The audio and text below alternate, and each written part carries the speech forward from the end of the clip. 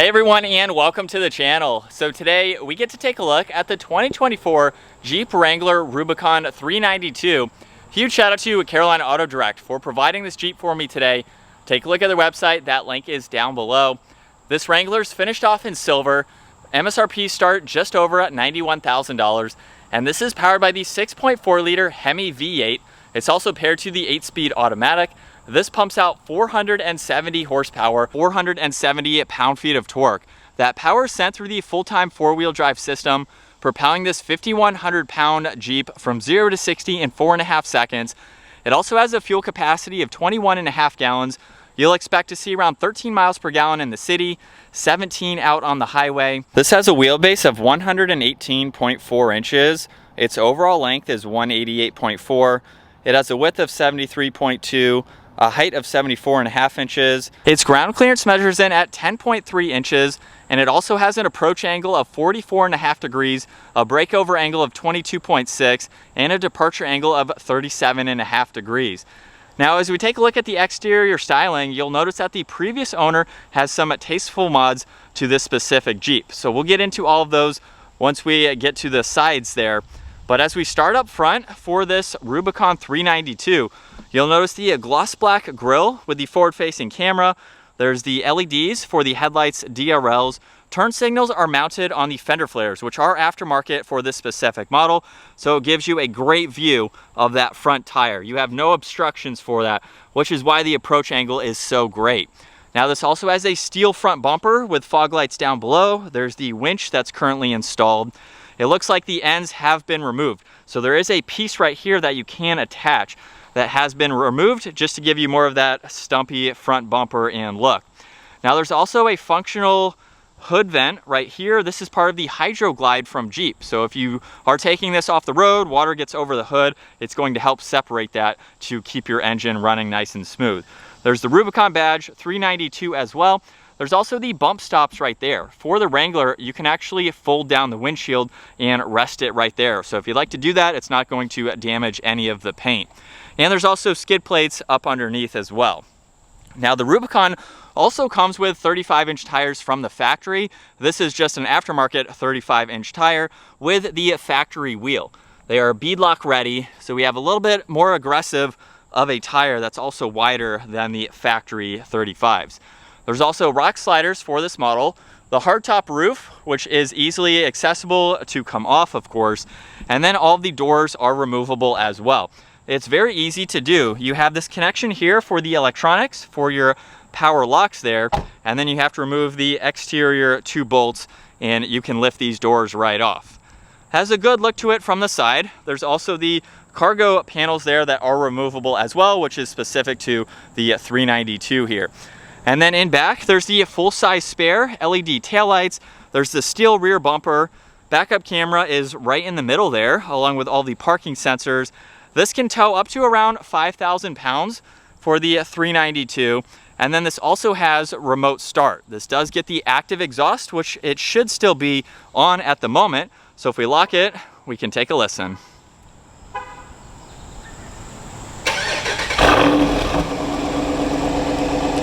Definitely sounds very good. We'll get some revs here in just a little bit.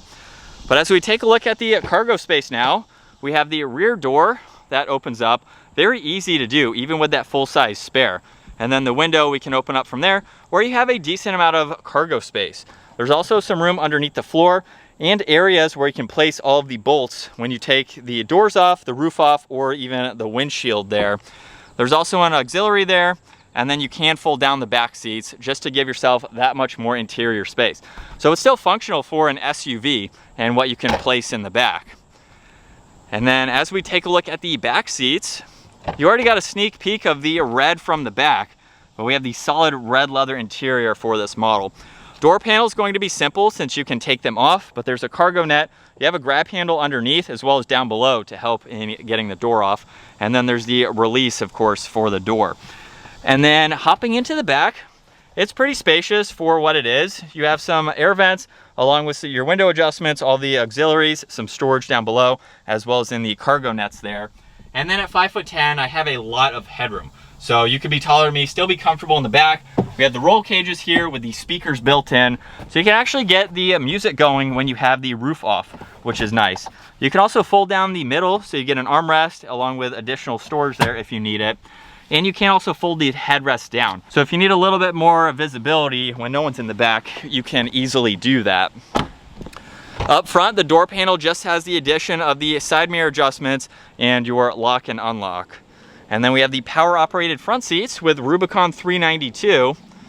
And each seat has a grab handle there, so it makes it easy to get into this.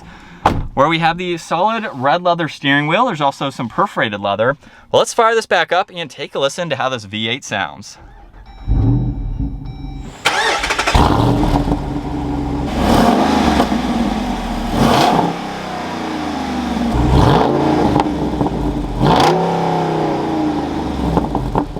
And coming back to the gauge cluster, you'll see the tach along with your four-wheel drive over on the left side. Right side there's miles per hour, and then you also have some more info right in the middle where you can use controls on the left side of the steering wheel to further go through that. Now this also is equipped with paddle shifters, and then volume and tuning is just underneath that on both sides. You have cruise and distance pacing on that right side. But with the digital screen in the middle, there's a ton of information that you can scroll through just depending on what you would like to see. So you can quickly get through all of this, even any messages. You have a screen set up and back to the speedometer. Now there's also headlight adjustments along with a cool Jeep graphic just underneath that. There's the short dash here that has a little bit of storage up top if you need it. And then we have the massive infotainment system with a lot to go through. So on the home screen, you have this split style where you can add some shortcuts as needed. You have all the fixed info on this left side as well. So you can quickly get through all this information.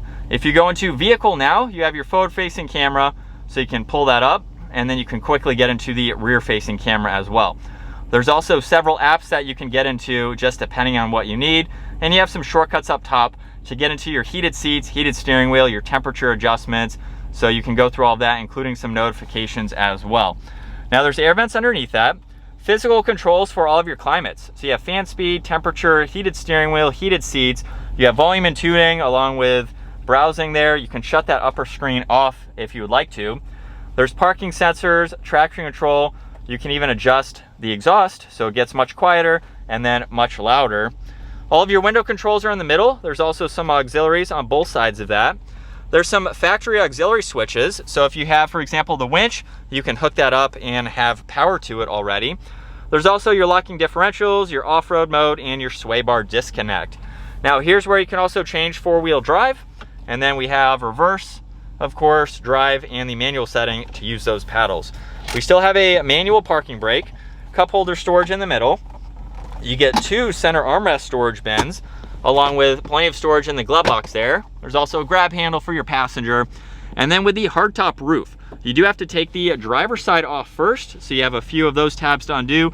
Then you can do the passenger side. From there, you can do the entire rear section, where you can see with the amount of glass that you have, it's a pretty kind of boxy-ish SUV. You can clearly see over both shoulders. As we set up now behind the wheel for the 392,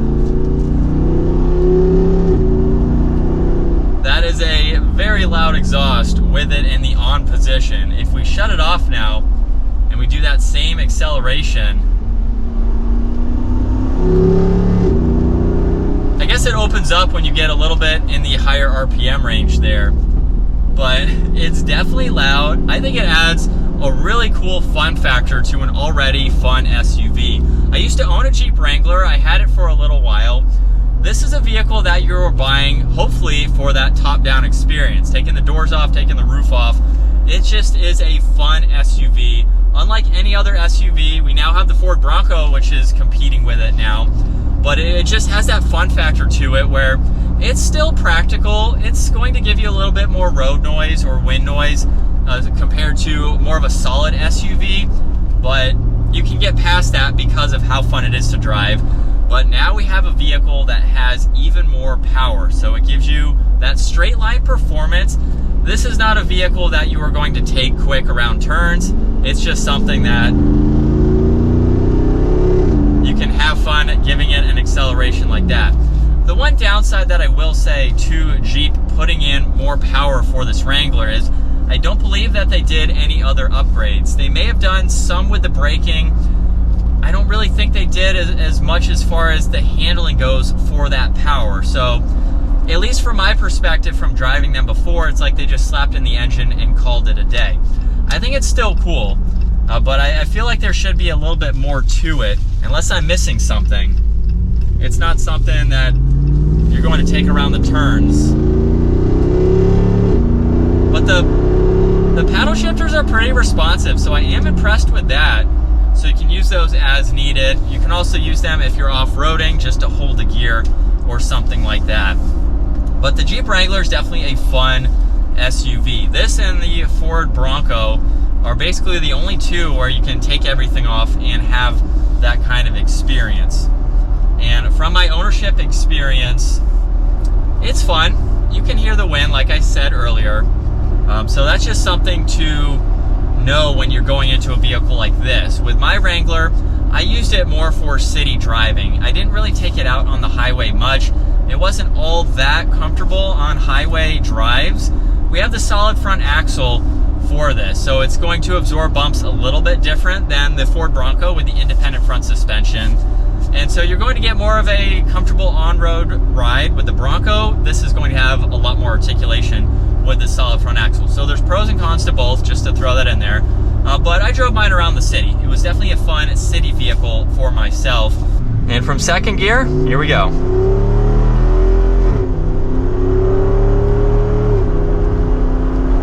Definitely sounds louder than the speed that I'm going, but it sounds really good nonetheless.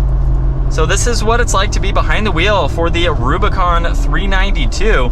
We have the newer screen here, which is much larger.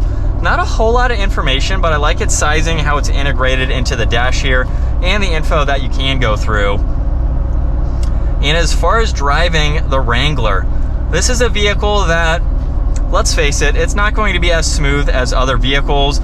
We do have some mud terrain tires on this specific one, so you can hear them a little bit. Obviously that depends on the tire that you choose to put on your vehicle. The handling with them is pretty okay as well. The steering it's not that direct, which is one thing that I mentioned earlier with the fact that they put in more power. I would have liked to see maybe some upgraded components for the steering, suspension, some of the handling that goes with this. Now, it's an off-road focused vehicle, so it's not something, to take through twisty roads quick, but it would be nice to see maybe an upgrade for the steering. We do have a lot of play in the steering wheel right now. Now, I'm not trying to hate on the Jeep Wrangler. Since I owned one, it was a fun vehicle while I had it.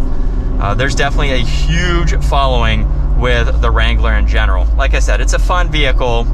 You just have some things about it, like with every vehicle, they're not all going to be perfect. But it's definitely a nice place to be. I like how short the dash is, so it's easy to see out of the front. And the Wrangler is definitely something that is very fun to take off-road. So I hope you try some trails if you're owning a Wrangler, taking it off the pavement. It's definitely a lot of fun. Very small footprint too, so it's very easy to maneuver in smaller situations. Has a really good turning radius to it as well.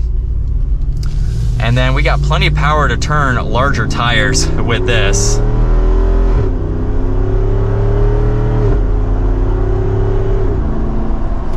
But that's going to wrap it up for this Jeep Wrangler Rubicon 392. We've taken some Jeep Wranglers off-road, so check out those videos to see what the Wrangler is like in general for off-road. And a huge shout out to Carolina Auto Direct for providing this for me today. Check out their website. Give this video a huge thumbs up if you enjoyed it, and consider smashing that subscribe button so you don't miss out on our daily uploads. I will see you all in the next video.